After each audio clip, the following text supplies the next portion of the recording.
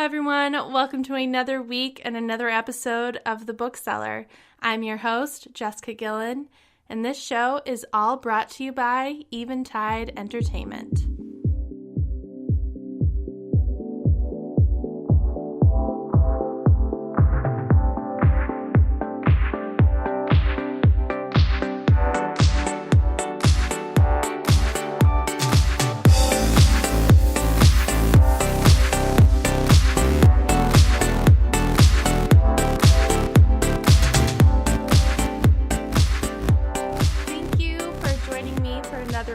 And another review. This week we're reviewing Turtles All the Way Down by John Green. We will get into that in just a few minutes. I just wanted to say hello and thank you for tuning in and listening to me complain or possibly really get excited about a book. I mean, sometimes I have really high energy, other times I'm really upset by what I read. This book kind of have a mix of what I'm feeling. But we'll get into that. Not a big concern at the moment. So with that said, it is Sunday, April 22nd when you're listening to this episode, or potentially later, depends on, how your life is and who you are as a person. That's fine. I would really love to hear some feedback from you, what you like about my show, what you don't like about my show. I know that my YouTube has been not going. I need to get on that. I'm jumping on it. I need to really focus. It's been tough, I will admit.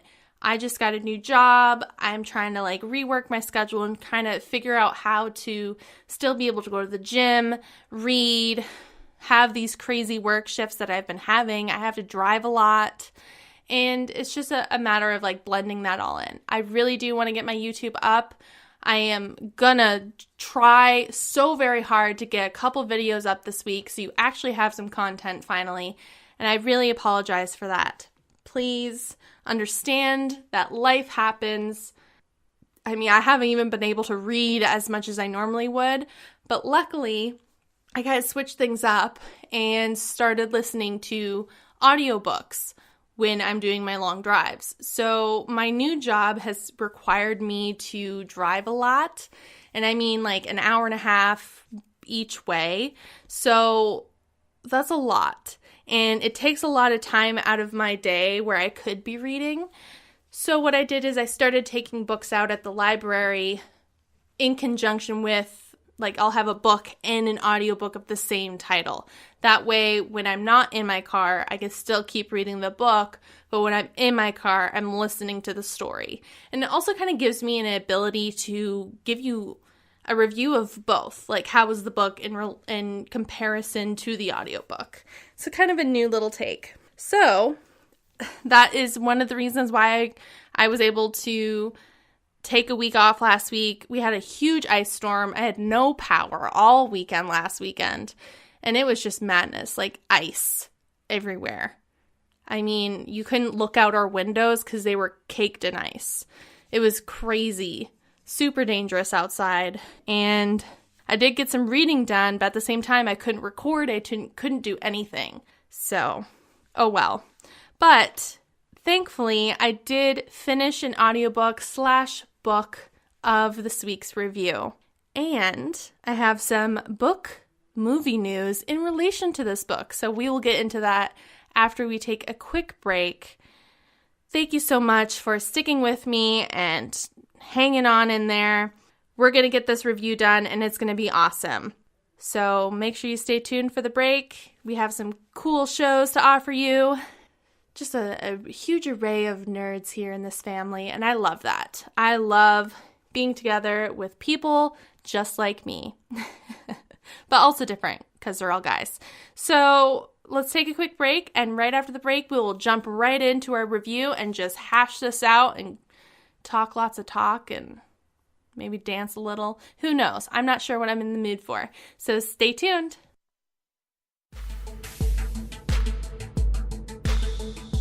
Wednesdays on Eventide, Robert Yetter and Mike Shea sit down and throw albums at each other, talking about them, picking them apart, ripping them a new one. All different artists, all different genres, all different levels of suckage. It's Track Record, Wednesdays at 9 a.m. on the Eventide podcast feed. For more information, go to eventideent.com.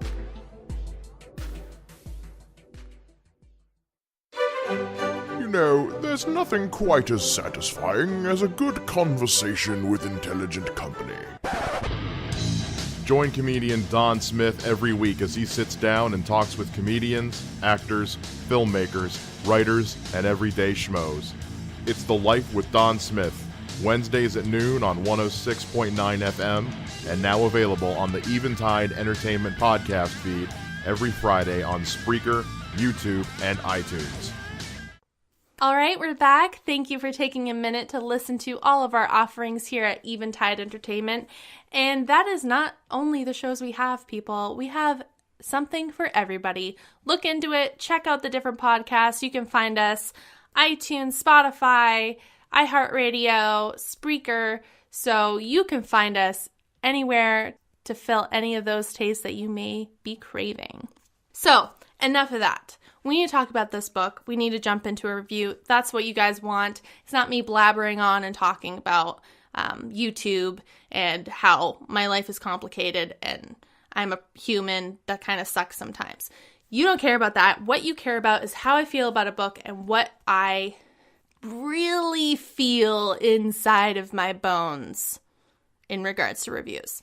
So this week, I had the opportunity to have an audiobook of this book, as well as I also checked out the book from my library.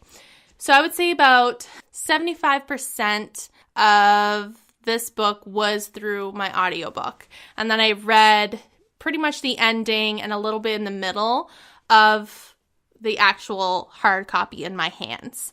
So this week, Turtles All the Way Down by John Green. His name is hugely popular in this YA genre. He is one of the authors that you say his name and people know who you're talking about. I would say he's probably one of the most famous YA authors that are still creating books, I guess I should say. So if you don't know who he is, you might recognize the book/movie, The Fault in Our Stars. It was very, very big, hugely popular, and was probably one of the better John Green books that I read.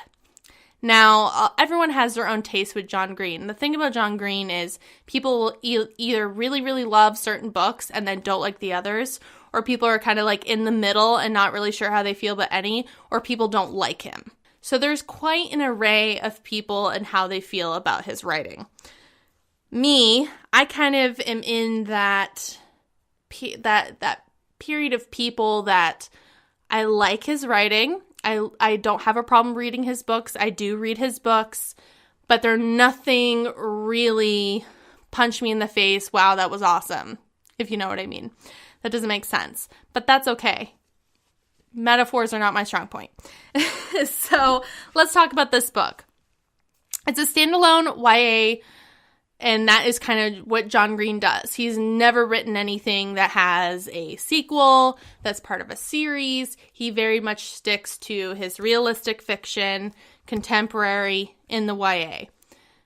This is no different. This is basically a realistic fiction, kind of really centering around mental health, which is something that he hasn't really done, which was really kind of refreshing. We don't get a lot of this in the YA genre, I feel. And I also don't read a lot of these books. I'm more, as you know, a fantasy person. I like my world building, my plot, da-da-da. So, Turtles All the Way Down by John Green. It was a pretty easy book as far as length. It's right under 300 pages at 288 on a hard copy. It was just published in October 10th, 2017, so not that long ago, about 6 months ago, a little over 6 months. Goodreads has a rating of 4.07, and that kind of goes along with what I'm telling you. People either really, really like him or don't. So what that tells me, he has probably a lot of 4-star ratings and 5-star ratings, but also a lot of 2-star ratings, which is why that drives that number down. Amazon actually has a rating of 4.5. Now, every book that I've looked on Amazon lately for when I'm doing these podcasts, they all seem to have a pretty high rating. So I wouldn't say that Amazon is a very good place to go if you want to really hear what people are complaining or have issues with. I feel like a lot more people are celebratory and positive on Amazon, where Goodreads, I feel as if the community on there is a lot more critical, which I like. So just keep that in mind. Every time we say that Amazon rating, it just always seems so high to me. So this is realistic fiction, I told you that, centering on mental health. There are some updates. This book has been bought. The movie rights have been bought for this book. John Green actually made a YouTube video back in December, I want to say, about this.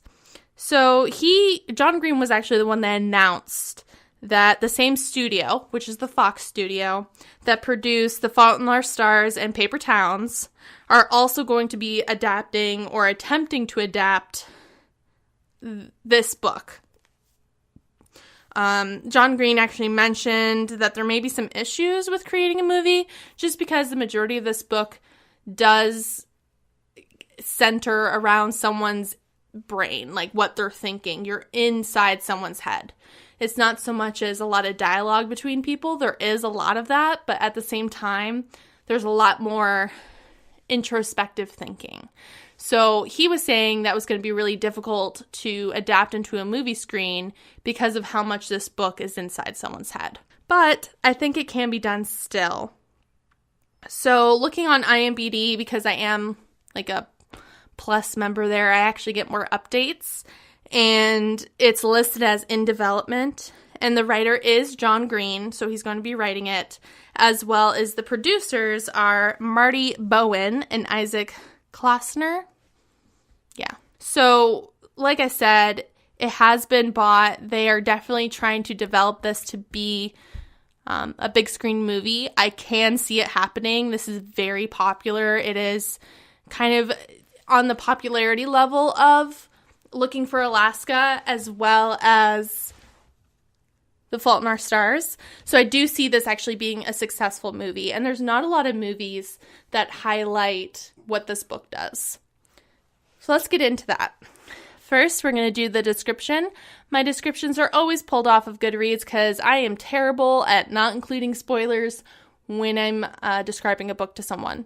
So thank you, Goodreads, for doing all the hard work for me. 16-year-old Asa never intended to pursue the mystery of fugitive billionaire Russell Pickett. But there's a $100,000 reward at stake, and her best and most fearless friend, Daisy, is eager to investigate. So together, they navigate the short distance and broad divides that separates them from Russell Pickett's son, Davis. Asa is trying. She is trying to be a good daughter, a good friend, a good student, and maybe even a good detective, while also living within the ever-tightening spiral of her own thoughts. So that really does give a good description of what this book is. I'm going to tell you right now. We're going to jump into the plot here for a second, and I'll kind of go into it a little bit more. The plot does start off as like a mystery of what happened to Russell Pickett, billionaire Russell Pickett. Like, why did he disappear? How did he disappear? It very much kind of starts off like it's going to be a mystery. But actually, that is a background plot to really just the character development of primarily Asa. Asa is the forefront character. She's the one this book centers around. And to be honest, I would say that the plot kind of loses itself in the fact that it really does become about Asa and how she deals with her mental illness. And her mental illness is OCD. So, let's talk about that. Asa Holmes, she has severe OCD. She has a lot of spiraling thoughts, and it's pretty interesting to kind of go on that ride with her. When she starts thinking about something, it just like spirals into this crazy madness rabbit hole, so to speak. And it's really enlightening because I know I have family that has severe OCD, and I mean like really severe OCD. Me personally, I don't really have that level OCD. I do see myself having issues with certain things, like I'm not really big on like my safety, I guess. It's kind of hard to explain. But like when people think of OCD, they think, okay, you're scared of germs. That is a lot of people that deal with OCD, like Aza. That is something that very much frightens her. She thinks about the microorganisms that are inside of her, and she doesn't feel truly herself because it's like all these things that are inside of her that digest her food, that make her who she is, are not anything she has control over.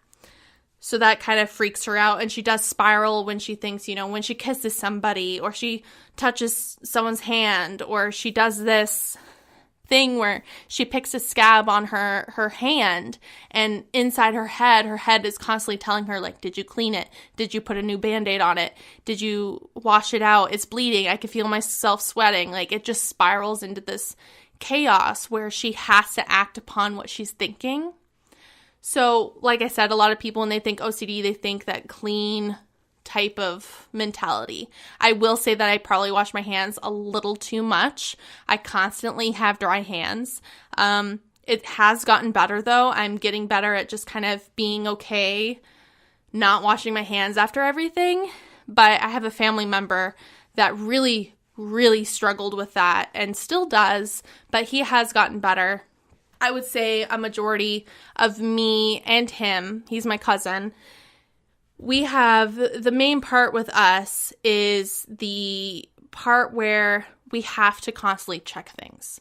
So if I leave my house and I'm driving down the street, I'll go, did I lock my door? Did I close the garage? And I'll tell myself, like, yes, you did. Like, I remember doing it. Well, because I already had that thought of, well, maybe I didn't lock the door. Maybe the garage door didn't close this time. I will, hands down, turn around, go back to my house, and double check. I cannot do that. It will send me down into a very anxiety-filled place, which is not fun to be in. So something that I have done is when I lock a door, I kind of like triple, quadruple check, like when I'm at the door. So let's say I lock it and I close the door. I will push and open the door to make sure I locked it. Like so many times it's frustrating. So it has gotten better with time, but that is something that I definitely had a lot of issues with. And something else that kind of I connected with the character so much was the fact that she has these spiral thoughts, that she thinks, did I wash my hands? Did I clean that bandage? And it just goes and goes and goes, and basically tells her a little piece of her brain is telling her, are you sure? I don't think you did. You should check that. What, you don't believe me? No, we're going to die if you don't check that. Like, it just spirals so much that you can't help but do something about it. And I can really identify with that. That is probably where my OCD and my anxiety lives. It manifests. I'm constantly cycling. Like, I'm always having thoughts that's like, are you sure you did that? You're really stupid if you didn't do that. Like, it really takes me down with it. And if I don't give in to that urge, it actually gives me an insane amount of anxiety. And then eventually I will just give in to the urge. It was really, Aza as a character, really well done. I haven't really experienced reading a character that had such severe mental health issues, especially OCD and anxiety. What I felt was missing, though, was she didn't always have this. It was brought on by something, and they allude to certain things, but you never really find out, like, when this started, why did it start, what was the catalyst to this thing? Because OCD is genetic in most cases, but it does manifest sometimes in times of trauma, or if some event happens that just triggers it. I know probably what mine is, and I know what my cousin's was. but we're also, you could tell we're related. We have that genetic material, and I would say a lot of my family does exhibit certain traits that are definitely at least anxiety, if not the cycling and the constant need to have things done exactly how you picture it.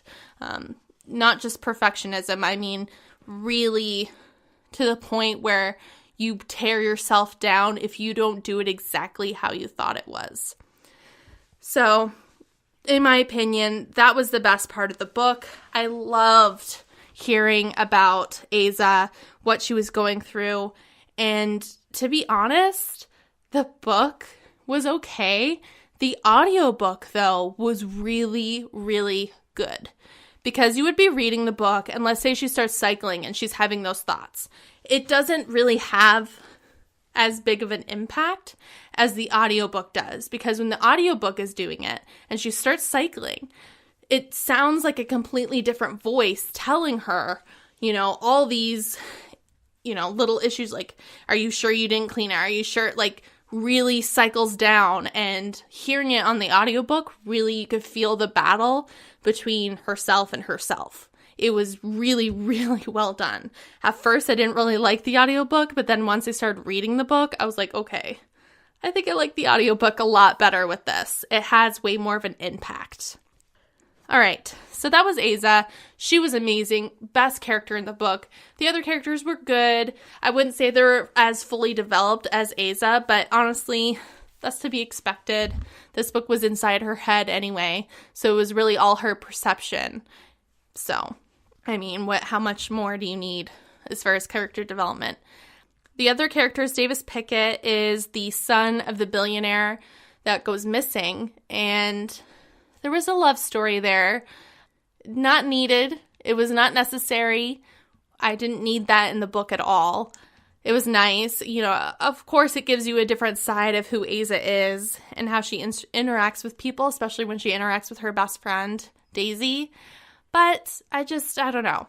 I felt like the book really could have just focused and centered on Aza and her mental health. That was, to me, the best and most interesting and well-written parts, was when you were getting a peek into her mind, her mental illness, what's going on. And that kind of brings me back to the plot. I wish that there had been no mystery, nothing, because it really felt like it started off strong in the beginning with this mystery, just to kind of pull you in, and then it just disappears and you don't really care about it. And then the way it ends, you're just kind of like, okay, that's it, huh? That's it. Like, this is the ending of the book. You couldn't pull this out a little bit more, give me more insight. It like wrapped up into such a neatly packaged present that it irritated me. It just felt lazy at the end.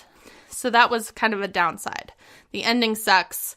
The beginning and the middle is really good, but don't focus on it as like this mystery of they're going to find out what happened to Mr. Pickett and like his whole life and whatnot. Like, that is such a back burner plot.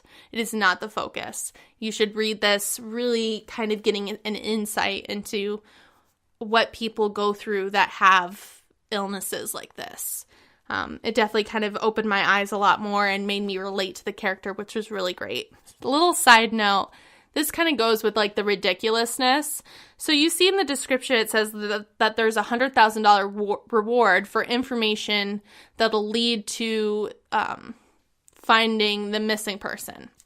Well, Davis Pickett, who is the son, he knows Aza from like middle school age, and he knows that her and her friend Daisy are around him because they're trying to find information in hopes to get that $100,000 reward.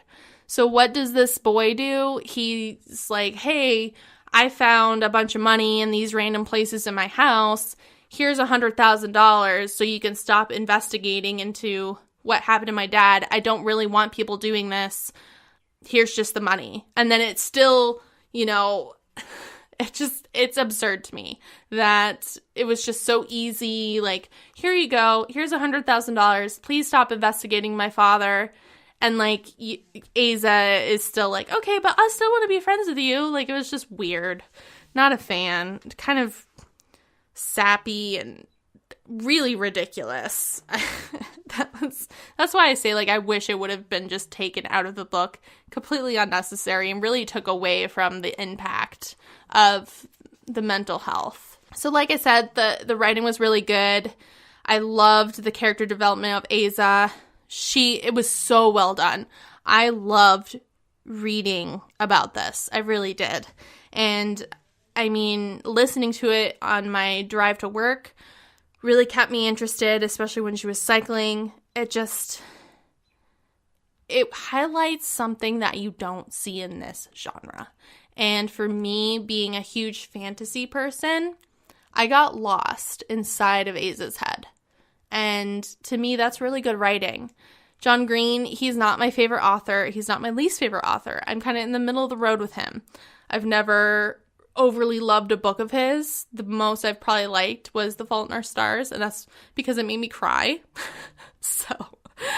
But I mean, his other books that he's really known for, I'm just kind of like, meh, that wasn't that good. Like, maybe it's because I don't really like reading books that like people like have this concept, like, I need to really talk about who is me and who are I, and just like these profound thoughts just seem so ridiculous to me when it's in a story like that. Like, if I want to read those kinds of things, I will read a book that completely centers around those thoughts. I don't need the metaphors and you, like, you know, having to explain to me what you think me means. I don't know. Just, that's annoying to me. And that's what he does a lot in his writing. People like it. That's fine. It's just not for me. It kind of takes away from the story. So, this book was very good. I gave it 4 stars. I took away a star because of the plot. I thought it was completely unnecessary. I didn't need a plot in this book. I didn't need to have a beginning, middle, and a weird wrapped up. When it ended, I was like, okay. It was a letdown. So I took a star off for that, but really, if you're interested in learning about mental health, OCD, if you find yourself that you kind of have those cycling thoughts, read this book. Try out the audiobook, though. It was really good. And I do think that the movie would be successful because of how good the audiobook was to me. I think that they could really do something with that, with her inner dialogue. So, overall, very good. Highlights a area that I don't see a lot in this genre. I was really impressed. Probably one of the better John Green books I've read. But again, I'm kind of middle of the road with him. I've never been blown out of the water by him. And a lot of my friends are the same way. They're either they feel the same as me, not really feeling like, you know, his writing blows them out of the water. But then I also have friends that despise his writing, find it very boring, hate him. So I'm not at that level. I do enjoy his books. Turtles All the Way Down was very good. And I would recommend it to people that want to know more about OCD, kind of the cycling of thoughts, kind of give you more insight on how people are struggling with that and how difficult it really is to live with that. So that's my review this week. Let me know what you think.